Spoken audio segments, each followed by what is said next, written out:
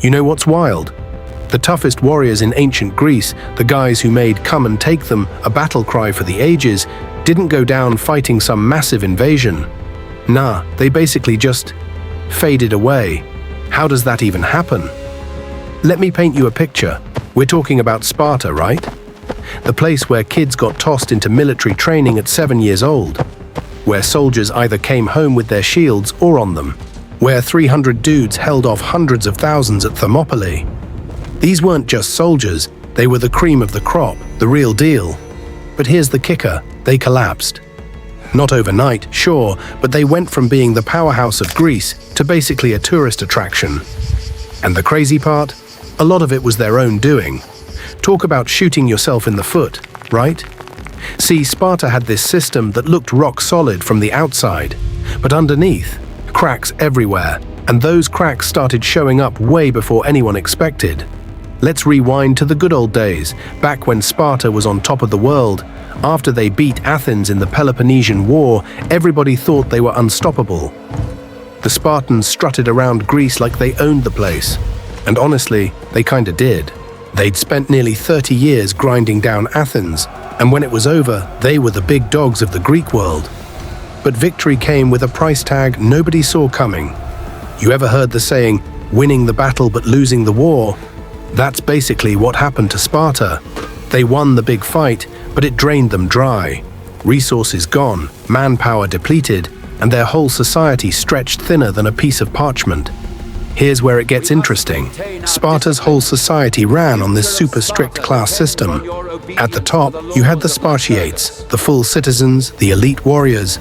These were the only guys who could vote, hold office, and do all that important stuff. But to be a Spartiate, you needed land. Not just any land, but a kleros, a state-given plot worked by helots. Basically slaves who did all the actual farming and grunt work. And here's the thing that'll blow your mind. To keep your citizenship, you had to contribute to these communal meals called syssitia. Every month, you had to bring your share of barley, wine, cheese, and figs. You couldn't pay? Boom, you're out. You lose your citizen status. No second chances, no appeals. Harsh, right? It's like being kicked out of a club because you couldn't afford the membership dues, except the club is your entire identity and legal standing. So what happened? Over time, land started concentrating in fewer and fewer hands. Rich families got richer, poor families lost everything. Some Spartiates couldn't make their contributions anymore. Others lost their land through debt or bad luck. It's like they invented income inequality before it was even a thing. The number of full Spartiates started dropping like a rock. Get this, at the Battle of Leuctra in 371 BC, Sparta could only field about 700 Spartiates. 700? You know how many they had a century earlier? Probably around 8,000. That's not a decline, that's a nosedive. Can you imagine? The most feared military machine in Greece couldn't even scrape together 1,000 of their elite troops. That's like the Navy SEALs suddenly only having a couple hundred guys total. Mind-blowing, isn't it? But why? Why couldn't they just make more citizens? Well, that's where Sparta's stubbornness really showed. Their whole identity was wrapped up in being exclusive, being the best of the best. Lowering the standards, opening citizenship to more people. That was like asking them to stop being Spartan. It went against everything they believed in. They'd rather shrink into nothing than compromise on their precious traditions. Plus, they had this other problem brewing. The helots, the people doing all the actual farming and work, they outnumbered the Spartans by a huge margin. Some historians think it might have been 7 helots for every Spartiate. 7 to 1. That's a pressure cooker waiting to explode. Imagine living in a city where you're outnumbered 7 to 1 by people you've enslaved. Sleep well at night? I don't think so. So the Spartans spent tons of energy just keeping the helots down. They had this secret police force called the Cryptaia. Young Spartans who'd sneak around at night and eliminate any helot who looked like they might be getting too confident or too strong. It's dark stuff. All that effort, all that violence, just to maintain control. Exhausting, right? And all that energy could have gone into, I don't know, fixing their actual problems. And then there was the women's situation. Now, Spartan women actually had it way better than most Greek women back then. They could own property, they got educated, they had real influence. Pretty progressive for ancient times, right? But here's the rub. They weren't having enough kids. Why? Well, Spartan men spent most of their lives in barracks. Even when they got married, they couldn't just settle down and start a family the normal way. The whole system discouraged it. Guys would sneak out to visit their wives, then sneak back before dawn like teenagers breaking curfew. Not exactly conducive to building a big family, you know? And when you combine low birth rates with high casualty rates from constant warfare, yeah, you do the math. The numbers just don't add up. Makes you wonder, doesn't it? What were they thinking? Did anyone look around and say, hey, maybe we should change things up a bit? Apparently not. Or if they did, nobody listened. Here's where things get really spicy. After the Peloponnesian War, Sparta's trying to play empire. They're bossing around other Greek cities, installing oligarchies, acting like mini tyrants. And surprise, surprise, everyone starts hating them. The same allies who helped them beat Athens. Now they're looking for any excuse to knock Sparta down a peg. Turns out, nobody likes a bully, even if that bully helped you win. The Spartans made enemies left and right. They invaded Thebes, they messed with Corinth, they antagonized Argos. It's like they forgot that diplomacy was a thing. Everything was solved with threats and spears. When all you've got is a hammer, everything looks like a nail, right? Enter Thebes. Now, Thebes wasn't exactly known for military genius. They were more like the middle child of Greek city-states. There, but nobody paid much attention. They had some decent soldiers, sure, but they weren't exactly setting the world on fire. Until this absolute legend named Epaminondas showed up. This guy looked at how Sparta fought and basically said, I can beat that. See, Sparta relied on this formation called the phalanx. Shield to shield, spear to spear, like a human wall. They'd put their best troops on the right wing, where traditionally the most important fighting happened. It had worked for centuries. Why fix what isn't broken? But Epaminondas, he flipped the script.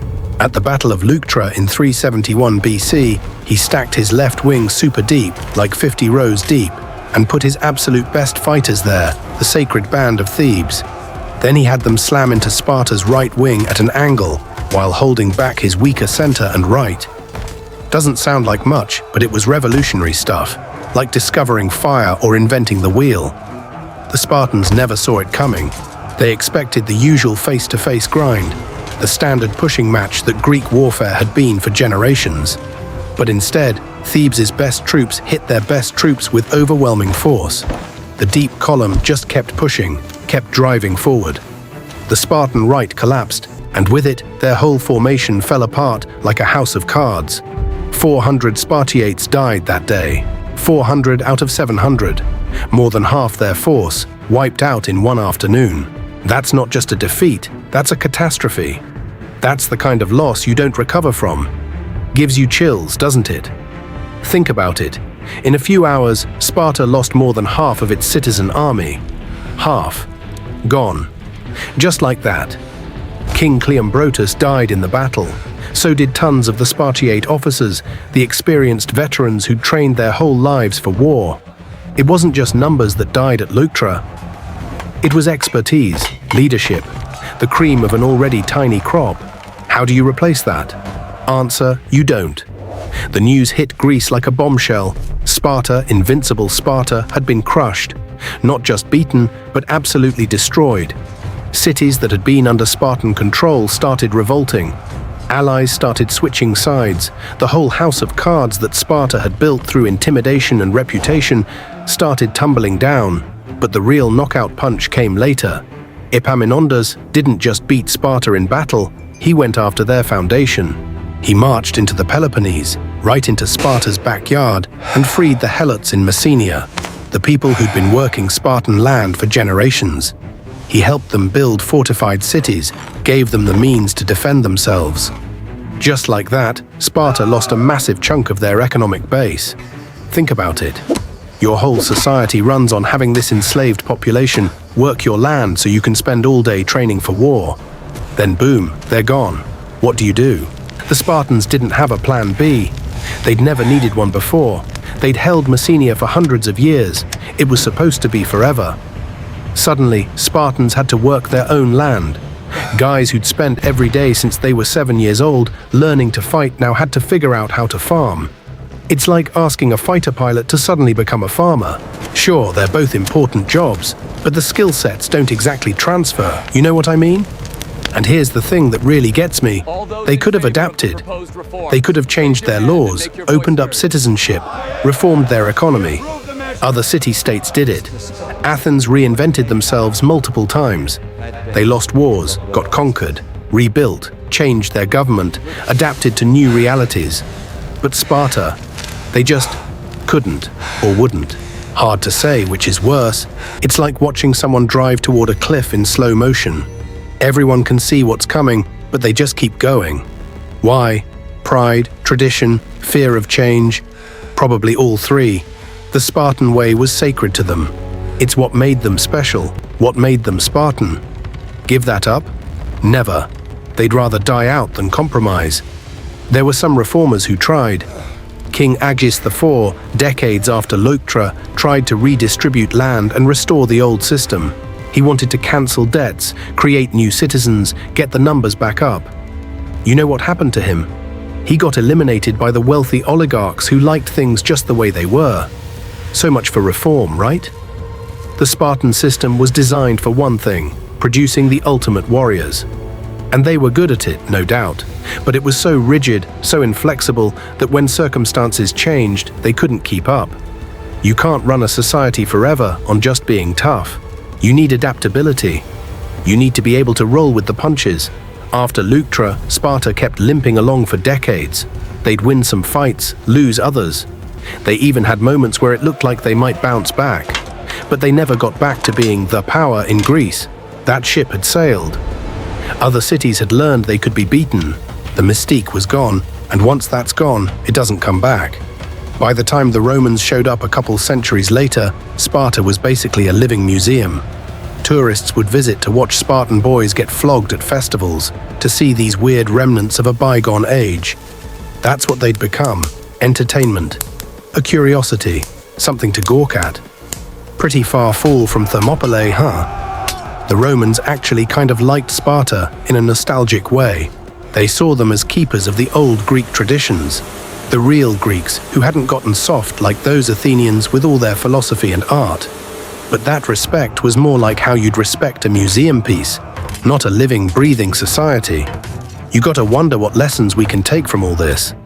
Is it about being too rigid, not adapting to new realities, putting tradition over survival?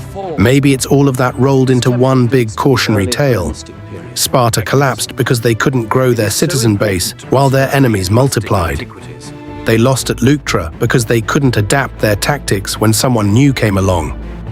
And they faded into history because they chose being Spartan over being practical.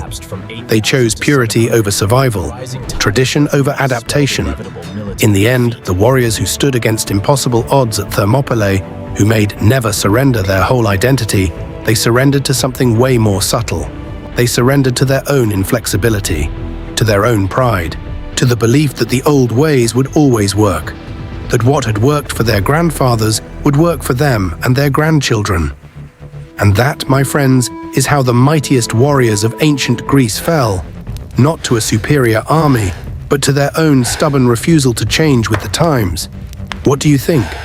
Could they have saved themselves if they'd just been willing to bend a little? Or was the whole system doomed from the start? Sometimes the hardest battles aren't the ones you fight with spears and shields. Sometimes they're the ones you fight against yourself, against your own certainties, against the voice that says, "This is how we've always done it." And Sparta, they lost that battle long before they lost at Leuctra. They lost it the moment they decided their traditions were more important than their survival. Makes you think twice about clinging too hard to the past, doesn't it? About the price of refusing to change when the world around you is moving on. Sparta paid that price in full and then some.